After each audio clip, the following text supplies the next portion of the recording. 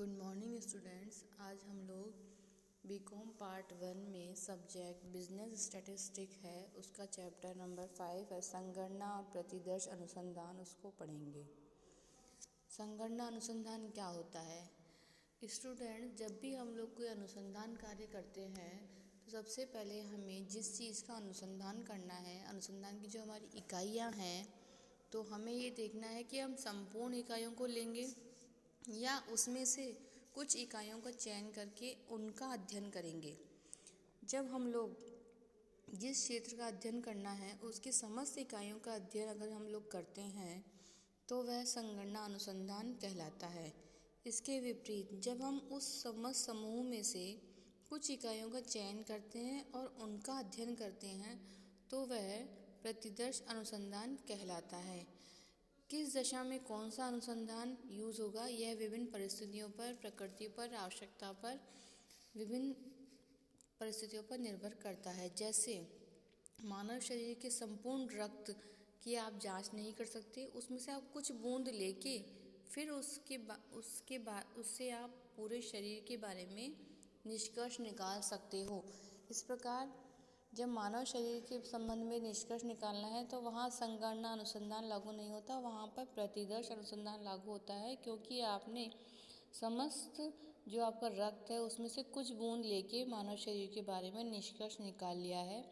वहाँ संगणना अनुसंधान नहीं किया जा सकता, अर्थात वहाँ संपूर्ण ब्लड लेकर आप अनुसंधान नहीं कर सकते हो, नहीं तो वो मानव शरीर मरने के समान हो जाएगा। तो इस प्रकार कौन सा अनुसंधान कहाँ यूज़ करना है यह विभिन्न परिस्थितियों पर, प्रकृति पर निर्भर करता है। समग्र का वर्णन। अब हम लोग देखते हैं कि संगणना का मतलब है समग्र, पूरा समूह। तो इस समग्र को हम विभिन्न आधारों पर बांटते हैं। जैसे फर्स्ट है इकाइयों की संख्या। इकाइयों की संख्या के आधार पर जब हम समूह को बांटेंगे तो वह समूह होगा परिमित और अपरिमित। परिमित का आशय है कि उसकी संख्या का निश्चित होना, जैसे एक महाविद्यालय में छात्रों की संख्या, जैसे एक क्लास में ए सेक्शन में विद्यार्थियों की संख्या, जैसे भारत में विभिन्न आयकर दाताओं की संख्या। इस प्रकार ये चीज़ें निश्चित है। और अपरिमित का मतलब अनिश्चित, जैसे आकाश में तारों की संख्या, ये आप गिन नहीं सकते, यह इसकी मतलब कोई लिमिट नहीं है, ना इसको कोई गिना जा सकता है, तो यह अपरिमित कहलाएगा। इसके बाद हम लोग बांटेंगे समग्र को इकाइयों के अस्तित्व के आधार पर। वह होगा वास्तविक और काल्पनिक। वास्तविक से आशय है कि भारत में जैसे कारखानों की संख्या है या विश्वविद्यालयों की संख्या है या अस्पतालों की संख्या है, तो यह सब कुछ तो वास्तविक है। और काल्पनिक का आशय है कि जैसे पासे को फेंका जाता है तो चिट या पट आने की जो है नंबर होंगी, वह एक तरह से काल्पनिक होगा। इस प्रकार हमने समग्र को या समूह को दो आधारों पर बांटा है, इकाइयों की संख्या के आधार पर परिमित और अपरिमित, और इकाइयों के अस्तित्व के आधार पर वास्तविक और अवास्तविक। समग्र संग्रहण की रीतियाँ। फर्स्ट है हमारे पास संगणना अनुसंधान रीति और सेकंड होगी निर्देशन अनुसंधान रीति। समग्र या संगणना अनुसंधान रीति से आशय है कि समस्त समूह का अध्ययन करना। जो भी आपका अनुसंधान का क्षेत्र है उसकी जब समस्त इकाइयों का आप अध्ययन करते हैं तो वह समग्र या संगणना अनुसंधान कहलाता है। जब आप पूरे समूह का अध्ययन करते हैं तो इसके आपको क्या क्या गुण मिलते हैं? इससे हमें यह गुण मिलेंगे या इससे हमें यह लाभ होंगे कि हम प्रत्येक इकाई का गहन अध्ययन कर पाएंगे और यह अत्यधिक शुद्ध होगा। और एक और स्टूडेंट, जब इकाइयाँ विभिन्न विशेषताओं वाली होंगी अगर, तो हम जब एक एक इकाई का अध्ययन कर रहे हैं तो हम सारी विशेषताओं वाली इकाइयों का अध्ययन कर लेंगे तो हमारे निर्णय अधिक विश्वसनीय होंगे।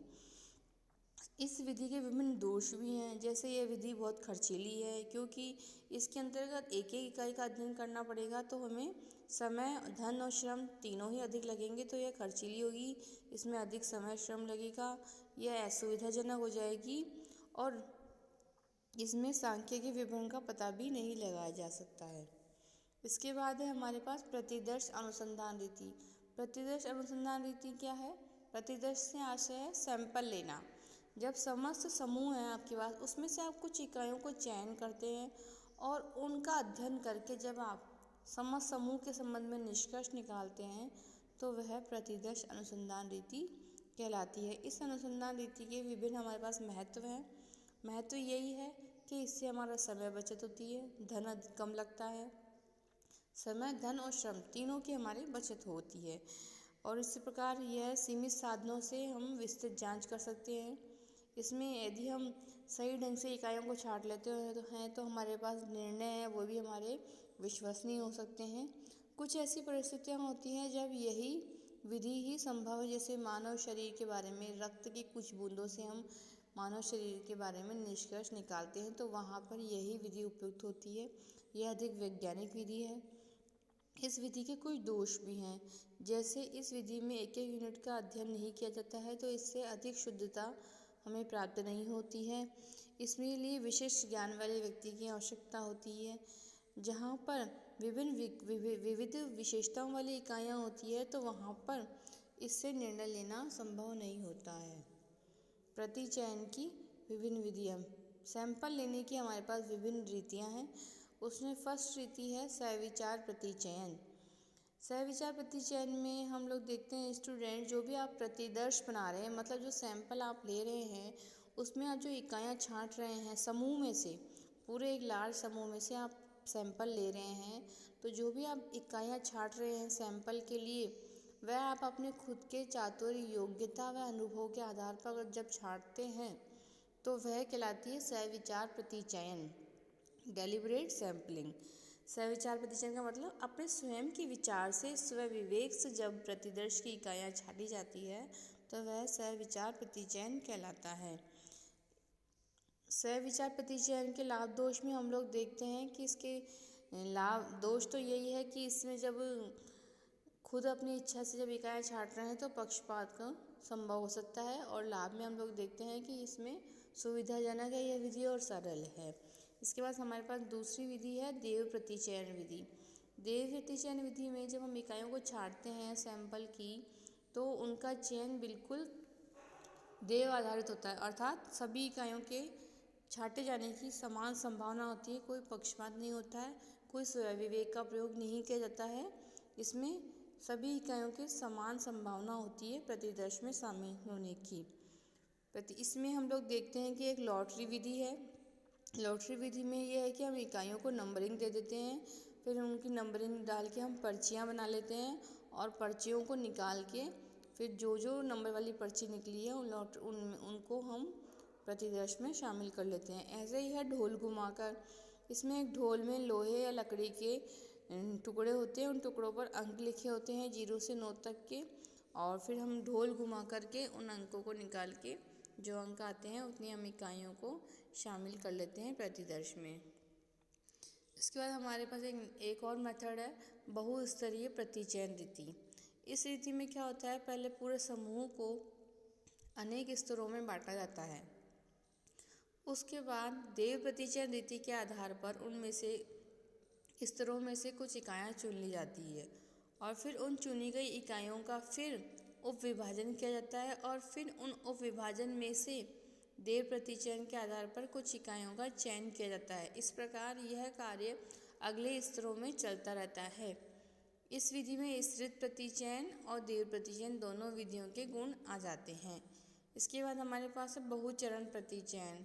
इसके अंतर्गत विभिन्न समस्याओं के अध्ययन के लिए पृथक पृथक प्रतिदर्श न लेकर के एक बड़ा प्रतिदर्श देव प्रतिचयन रीति के आधार पर ले लिया जाता है।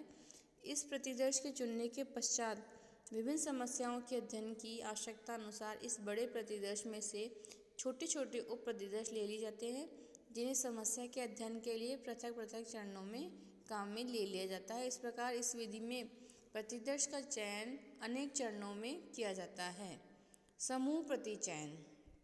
इस विधि में सर्वप्रथम समस्त समग्र को निश्चित आकार, प्रकार व गुणों के आधार पर समूहों में या भौगोलिक क्षेत्रों में विभाजित किया जाता है और उसके बाद इन समूहों या भौगोलिक क्षेत्रों में से देव प्रतिचयन के आधार पर कुछ समूहों का चयन कर लिया जाता है। इस विधि में प्रतिदर्श इकाइयों के स्थान पर प्रतिदर्श समूहों का चयन किया जाता है। इस कारण इस विधि को समूह प्रतिचयन रीति के नाम से जाना जाता है। Thanks students.